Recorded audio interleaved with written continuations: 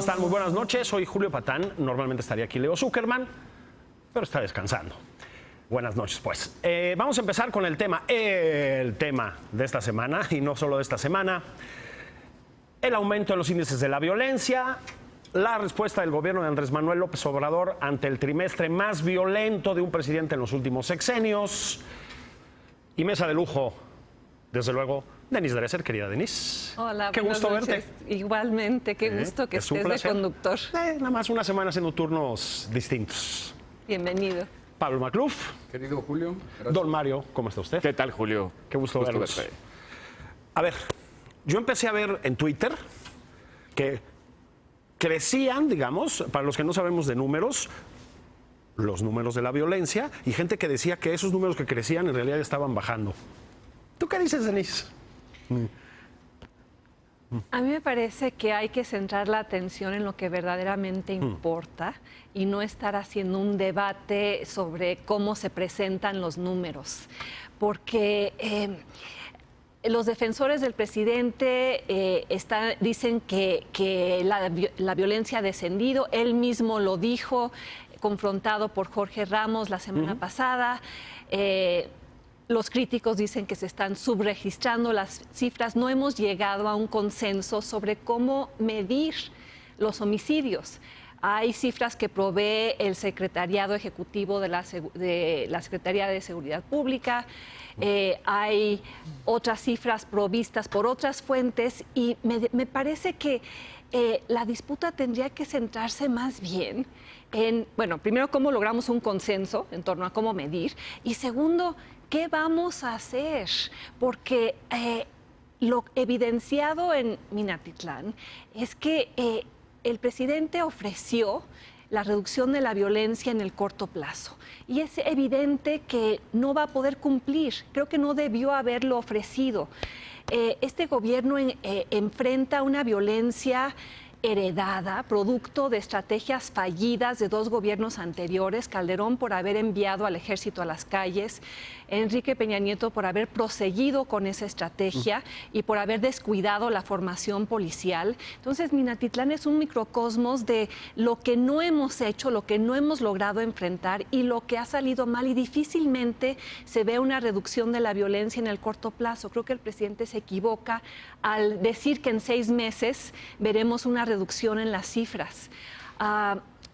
Alejandro Jope en su columna de hoy decía, a ver, quizá deberíamos empezar a replantear esto en otros términos y no establecer una medición de la seguridad en función del número de homicidios, sino en el fortalecimiento del aparato judicial, la concientización ciudadana sobre la seguridad.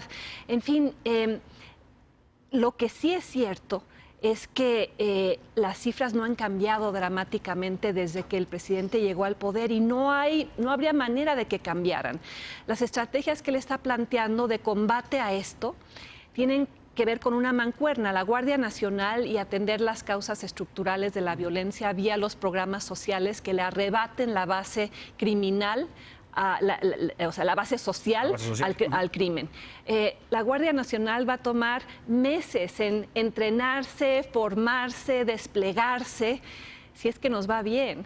Y también los programas que ya se están desplegando de Jóvenes Construyendo Futuro, las becas, etcétera, se están instrumentando de manera muy gradual. No creo que en 6 meses sean suficiente para arrebatarle esa base social, y que probablemente, si no atendemos el problema de fondo, que es el que ha producido esto desde el inicio, que es el tema de las drogas, este gobierno ofreció abrazos, no balazos, contempló incluso la despenalización de la marihuana, y eso parece que no avanza en el Congreso, y me parece que ahí está la respuesta digamos, fundacional a este tema, que tiene que ver con librar una guerra fútil contra las drogas, que son el mercado más lucrativo y el mercado más funcional del país. Así es. Mario Arregada.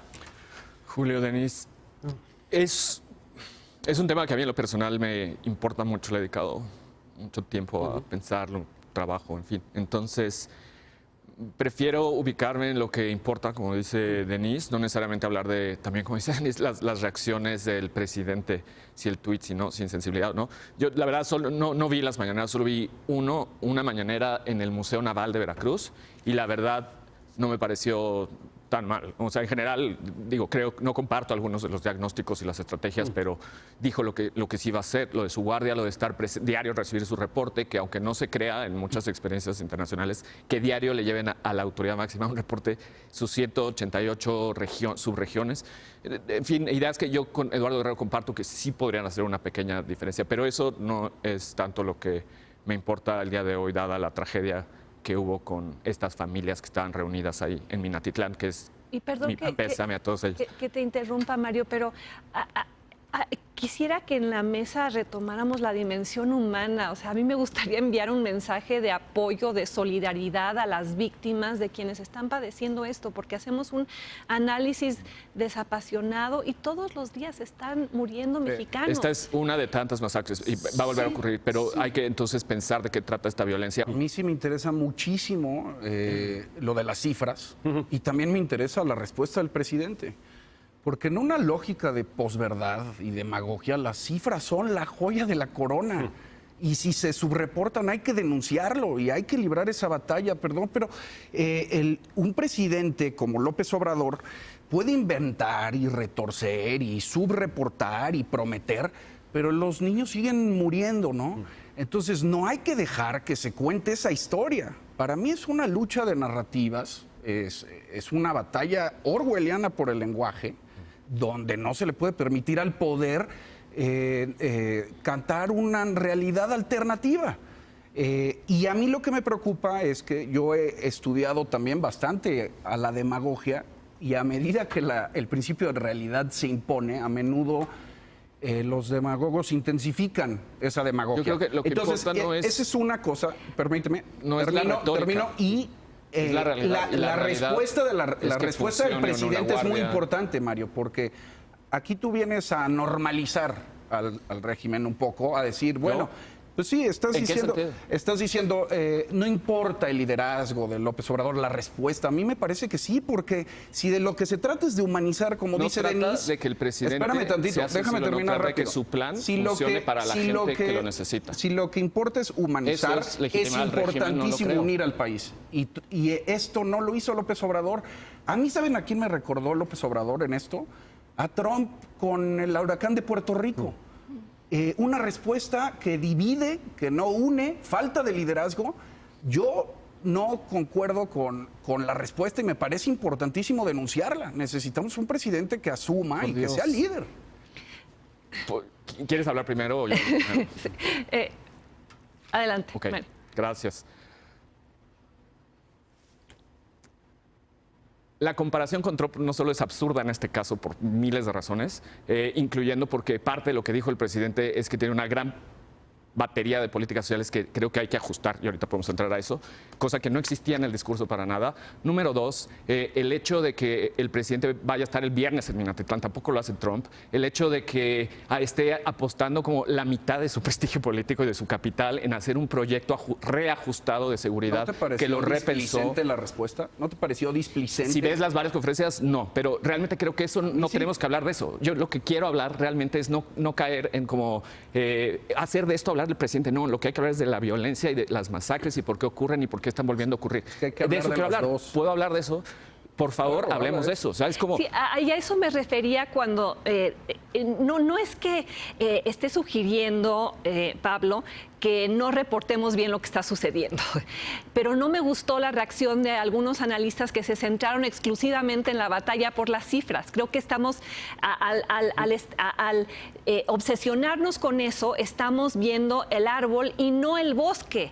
Y de ahí la importancia de ir a las raíces estructurales de esto, que tiene que ver con la falta de coordinación entre los distintos niveles de gobierno. A ver, lo estamos viendo en Veracruz, el pleito entre el gobernador gobernador y el fiscal y si la federación interviene o si no. Esa es una de las explicaciones centrales. Tiene que ver también con el descuido de los presidentes municipales, de los gobernadores, de su responsabilidad de formación policial y de asegurar la seguridad, promover la seguridad pública, pelota que le aventaron a la federación y la federación respondió con mayor militarización. Con respecto al liderazgo del presidente, creo que mostró poca empatía. Claro.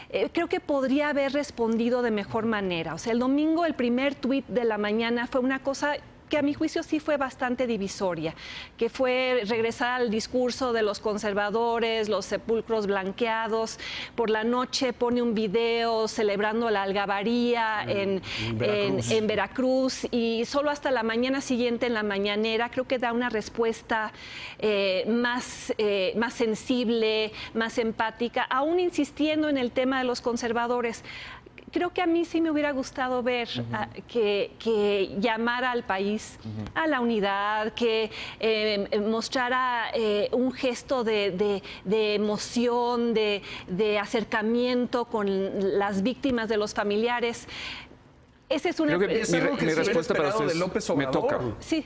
Es algo que se hubiera esperado de alguien como López Obrador. O sea, si yo hubiera esperado algo de un presidente como López Obrador, era una tremenda fuerza para unir al país. Y lo que está demostrando es todo lo contrario. Mario. Okay. Quiero proponer lo que según yo es lo que importa. Ya no insistiendo en el tema en el que insisten en discutir. Lo que importa es, lo voy a ilustrar con una anécdota que me contó Bernardo León, el ex comisionado de Seguridad Pública en la ciudad de Morelia, que tuvo un pico de violencia terrible en el que murieron muchísimos jóvenes. Morelia. Después él llegó con un candidato independiente que lo invitó a trabajar de comisionado. Su primera obra fue contar quiénes eran los muertos y tratar de identificarlos y saber qué había pasado en su historial. Lo logró porque Morelia tiene buenos datos. Ahí se dio cuenta que el 90% de los muchachos muertos, que es de lo que tenemos que discutir aquí y en cada mesa que este tema después de 12 años vuelva a salir, ya había pasado entre 2 y 20 veces por ventanilla, por un arresto, por algo así. Esos muchachos muy jóvenes que Pepe Merino, con sus datos fantásticos de Data Cívica, ha ubicado como que son muchachos sobre todo de cierta edad, pero deja tú la cierta edad de 15 a 28. Si no acabaste la secundaria, tienes 700 veces más de posibilidad de morir o matar. Si no acabaste la primaria, todavía más. Obviamente los muchachos que matan y mueren tienen problemas de escritura, de lectura. Imagínate cómo es su vida cotidiana. Yo digo que el gran problema en el que nos tenemos que enfocar, que es lo importante para mí, es que describirlo, que esto trata solamente de un asunto de crimen organizado, solamente un asunto que nos puede resolver la Guardia Nacional, es volver a caer en la tragedia cantada en la que ya hemos caído antes. Hay que hablar de otras cosas, de policías municipales, de justicia cívica, de prevención de esos muchachos que ya están en ventanilla y que no hacemos nada con ellos. No trata de llenar de policías la nación o no solamente. Para el huachicol puede ser, produce muertos del huachicol y el crimen organizado de ese tipo. Sí, Minatitlán tiene una refinería y sí hace falta una especie de operación Guardia Nacional sin duda, pero sin policías municipales, estatales, y eso ni siquiera le toca al presidente, pero sí que podría hacer mucho más de lo que está haciendo. A ver, qué bueno que te enfocas en esos factores estructurales, los incentivos para la criminalidad entre la población joven. Y esos el presidente está buscando atenderlos vía los programas sociales, que van a tardar en, creo que, evidenciar si están produciendo resultados o no. Pero es cierto, creo que 50% de la población mayor de 15 años está por completo fuera de la escuela. Entonces, se trata de incorporarlos a instituciones funcionales. Pero qué bueno que sacas el tema de Morelia, porque Morelia tuvo una experiencia de policías locales exitosa. Fantástico. Y el problema es que ahora con la Guardia Nacional no sabemos qué va a pasar con esas experiencias de policías locales exitosas. La mancuerna del presidente es Guardia Nacional y programas sociales. El problema es que la Guardia Nacional, tal y como se va a empezar a desplegar y con las reglas, la normatividad, el liderazgo ahí vamos llegando a dos cosas y el reclutamiento, espérame, el reclutamiento es eminentemente militar y en este momento no se está pensando en cómo, a ver, lo que pasó en Minatitlán. Imaginémonos que hubiéramos tenido policías de investigación que hubieran visto que existía ya una historia de incremento del crimen en la localidad, que hubieran podido identificar quiénes eran las bandas criminales e ir tras ellas antes de que ocurriera esto. La Guardia Nacional, tal y como está concebida, no tiene esa capacidad de investigación y de prevención, y por eso está pensada como una solución temporal de 5 años para ir paralelamente profesional. Sí, no le toca eso, pero está bien o mal. En el corto plazo creo que no nos queda de otra, aunque yo sigo pensando, y soy del colectivo Seguridad Sin Guerra, que esta no es una buena solución y que tal y como se ha planteado en los términos en los cuales se han redactado las leyes secundarias, van a contribuir a una mayor militarización que no va a resolver ese problema de cómo investigas, previenes y sancionas el crimen en Minatitlán. Lo podemos decir abiertamente. Yo estoy de acuerdo con Denise y me gustaría añadir una cosa muy sencilla. Falta dinero. Para tener una policía local como la que quieres, Denise, necesitamos incrementar el gasto en seguridad en al menos 3 hasta 5% puntos porcentuales del PIB. Para eso se necesita una reforma fiscal con impuestos generales. No hay ese plan en el gobierno. O sea, no nada más se trata de una estrategia de con lo que tenemos a ver qué hacemos. Los países decentes y los países que no tienen violencia y pacíficos tienen un aparato muy sólido de seguridad que cuesta muchísimo dinero. Tenemos 240,000 efectivos en todo el país.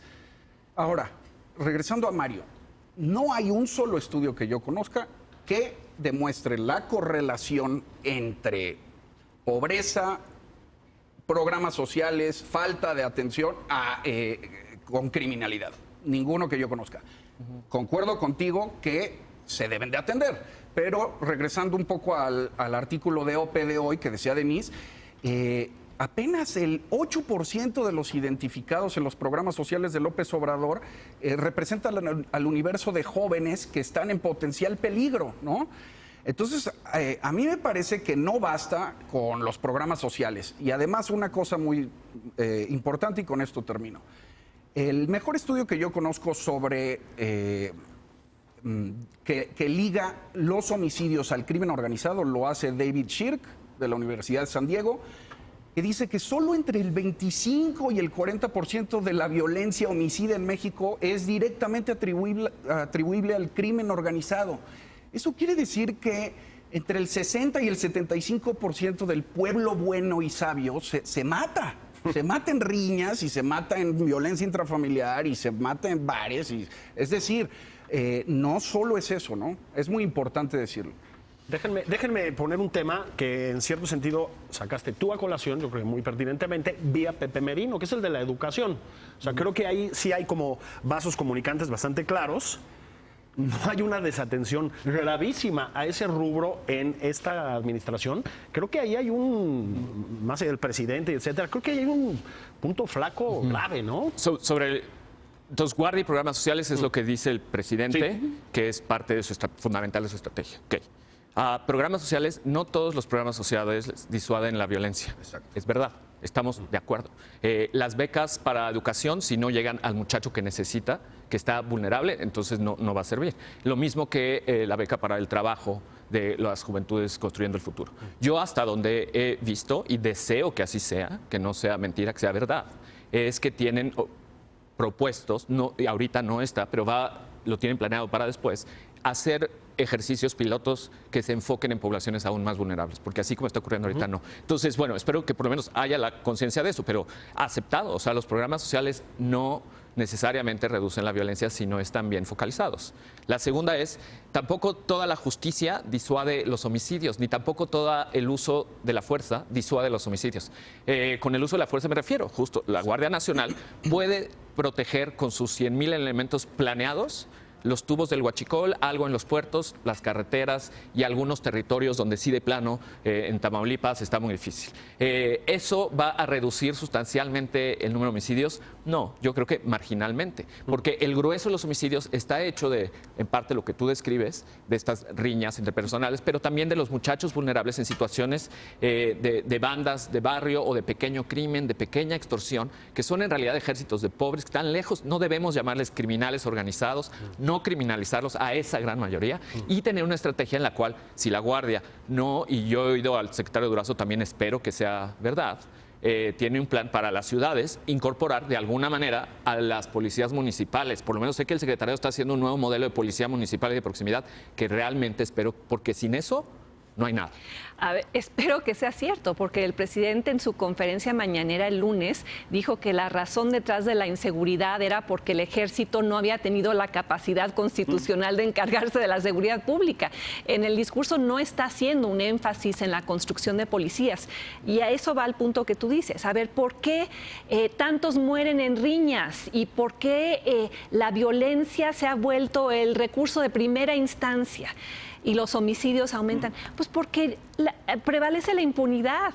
El artículo de Jope y tantos más lo han recalcado. O sea, si tú matas y no recibes sanción, pues el efecto de demostración a nivel nacional es evidente. Segundo, yo sí quisiera que los programas sociales incidieran en el descenso de la criminalidad al proveerle de oportunidades distintas a jóvenes que de otra manera serían a las bandas criminales. Pero lo que me preocupa es que 19 de los 20 nuevos programas sociales fueron lanzados sin reglas de operación. Y tenemos, por ejemplo, el caso de las becas Benito Juárez, que Progresa incorporaba la condicionalidad de la permanencia en la escuela. Y las becas Benito Juárez solo tienes que presentar que fuiste admitido, tu ingreso en la institución, no tu permanencia en la institución. Entonces, si no tenemos, Mario, mecanismos reglas de operación muy claras, formas de medir el impacto de estos programas sociales, compararlos con los programas sociales del pasado y ver si realmente están funcionando, me parece que va a ser un tiradero de dinero y eso sí me preocupa. Sí. Entonces, a ver, si no va a funcionar la Guardia Nacional, o al menos es muy improbable, de acuerdo a todos los estudios. No para todo, para algunas cosas. Para algunas cosas, vamos, pero no para lo más importante, que es bajar la violencia homicida. Y si los programas sociales no necesariamente disuaden a la criminalidad, a mí me parece que tenemos un escenario muy adverso y ominoso en el que el presidente está encasillado en sus propias palabras. Y aquí a mí lo que me preocupa muchísimo es el golpazo con la realidad, la desilusión que se viene, porque todo un país confió en un cambio, bueno, al menos la mitad, ¿no? Entonces, a mí me parece que va a venir una fuerte desilusión y yo no sé, me preocupa muchísimo cómo se pueda administrar eso. Y en la medida en la que el principio de realidad se impone, yo me temo que el discurso y la palabrería van a radicalizarse, la demagogia va a intensificarse, porque no hay otra salida. Si las estrategias no funcionan, lo único que le queda a un político es generar realidades alternas. Bueno, la realidad es que ya se nos acabó el tiempo. Muchísimas gracias, Denise. Qué bueno verte por aquí. Gracias, buen día. Carnosita. Gracias, Pablo. Pablo. Mario, Gracias. muchas gracias.